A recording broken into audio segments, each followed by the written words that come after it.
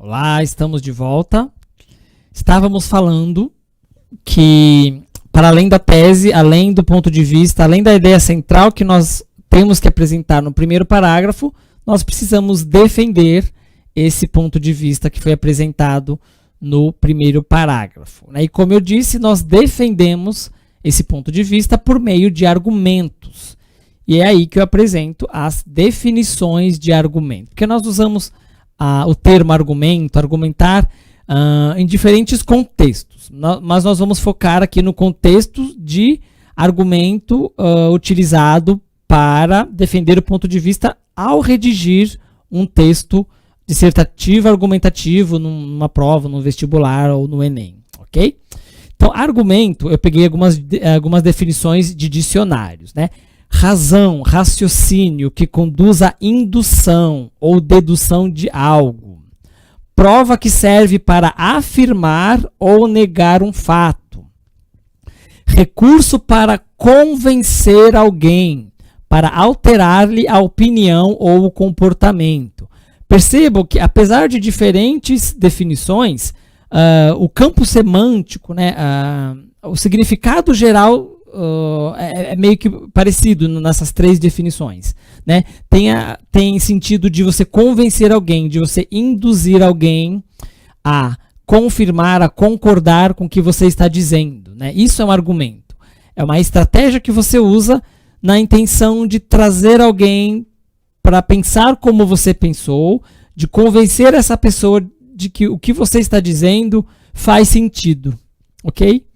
É nesse campo semântico que está a definição de argumento, né? Que, por fim, né, argumento, para além das definições que nós temos nos dicionários, é possível definir argumento como a justificativa utilizada para convencer o leitor a concordar com a tese defendida.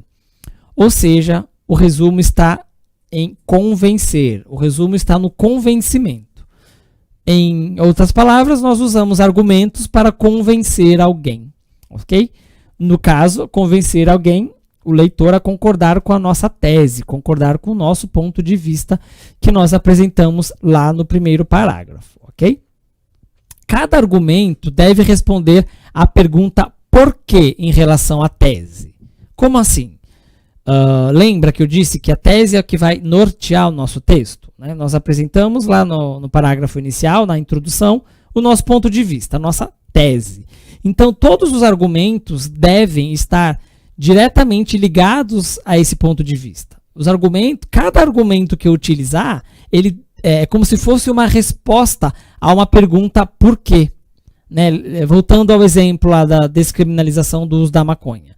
Se eu sou contra, se o meu ponto de vista sobre esse assunto, se minha tese é contrária à descriminalização, em cada argumento tem que estar claro que cada um daquele argumento é uma explicação, é um motivo, é um porquê de eu ser contra a descriminalização. Ok? Por isso que nós dizemos que cada argumento deve responder a essa pergunta. Por quê? Né? Eu sou contra a descriminalização. Por quê? Por conta disso, disso, disso e disso. Cada argumento é uma resposta a uma pergunta implícita de porquê em relação à tese. Né? E o convencimento do leitor. Né? O verbo convencer aí é o que norteia a explicação de argumento. Né? Então, para convencer o leitor, né, quando nós falamos sobre o convencimento do leitor, nós levamos em conta que o ato de levar o outro, convencer o leitor, é o ato de levar o leitor a aceitar o que lhe está sendo proposto.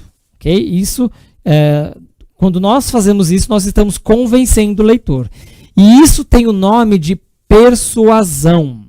Né? Nós costumamos muito ouvir as pessoas dizendo, eu fui persuadido, ou tal pessoa persuadiu outra, ou seja, a pessoa usou da persuasão. Nós utilizamos a persuasão exatamente para convencer alguém. Quando nós conseguimos convencer alguém, a persuasão surtiu efeito, nós persuadimos a pessoa, nós conseguimos convencer. Então, essa é a definição de persuasão. Né? Quando são os esforços que nós lançamos mão para convencer alguém. Nós estamos tentando persuadir a pessoa, no caso, o leitor. Então, eu também trouxe algumas definições do verbo persuadir. Por exemplo, levar alguém a acreditar, a aceitar, a decidir sobre algo, convencer. Outra definição, convencer alguém da necessidade ou conveniência de mover, induzir. Percebam que o campo semântico é bem esse mesmo, é do convencimento, é da indução, né? Outra definição de persuadir, conduzir a uma solução ou situação convincente, satisfatória, satisfazer, ok? E por fim, conduzir alguém à certeza, à convicção. Percebam que persuasão tem a ver com convencer alguém, induzir, trazer alguém para o nosso lado do pensamento, sabe? É bom uma dica é imaginar que o leitor não tem opinião formada sobre aquele tema que está sendo proposto. O seu papel é apresentar argumentos que vão persuadir esse leitor, vão convencer esse leitor a concordar com o seu ponto de vista. Esse é uma boa dica que eu dou para você entender a importância dos seus argumentos, para você entender o exercício de convencimento, o exercício de persuasão que você precisa fazer para convencer o leitor, ok? Então, uma dica é essa. Você vai redigir o texto lá, a redação, um texto dissertativo, argumentativo. Imagine que a pessoa que vai ler o seu texto, né, o rapaz da banca, ele não tem opinião formada sobre aquele assunto. Ele vai ter que ler o seu texto e ele vai ter que, no mínimo, ao concluir a leitura do seu texto, dizer assim, tem sentido o que essa pessoa diz, tem lógica os argumentos que ele apresentou. Essa é a sua função. Esse é o seu exercício para persuadir, para convencer o leitor, ok? A intenção do autor do texto dissertativo argumentativo, né, o próprio nome do tipo textual já nos alerta, né? A intenção do autor do texto dissertativo argumentativo é persuadir o leitor, ou seja, convencê-lo a concordar com o ponto de vista apresentado. Isso é importante ressaltar porque muitos alunos redigem o texto na hora da prova, são alunos bem esclarecidos que têm ideias formadas sobre aquele assunto, só que eles esquecem ou não sabem que o papel dele é esse, né? Muitos alunos, eu já vi muitas redações bem escritas, em que o aluno disserta bem sobre o tema, ele demonstra conhecer o tema, ele demonstra ter conhecimento daquele assunto, mas ele falta naquele texto a tentativa do convencimento, sabe? A tentativa, a utilização do argumento com a intenção de mostrar, olha, esses argumentos reforçam a minha ideia central, ok? O meu ponto de vista tem algum sentido por conta desses argumentos que eu estou apresentando. Então, quando você for escrever um texto, redigir um texto dissertativo argumentativo, tenha sempre isso em mente. Você apresentou o que você pensa sobre o tema lá na introdução e no desenvolvimento você vai argumentar, você vai defender o seu ponto de vista e defender mesmo, porque a sua intenção é convencer o leitor de que o que você está dizendo tem algum sentido, que ele deve concordar com você, ok? E agora nós vamos para o item 3, que nós vamos falar agora sobre os tipos de argumentos e estratégias argumentativas. Então aqui nós vamos detalhar alguns tipos de argumentos, como nós podemos usar diferentes estratégias argumentativas para reforçar o nosso texto, para a nossa defesa, para o nosso texto ter um respaldo, sabe? Para ser um texto que apresente fatos, que apresente estratégias que façam com que o leitor pense, isso faz sentido, ele tem razão, olha, não é que é verdade o que ele está dizendo, tem fundamento o que ele diz. Então é isso que nós vamos ver agora.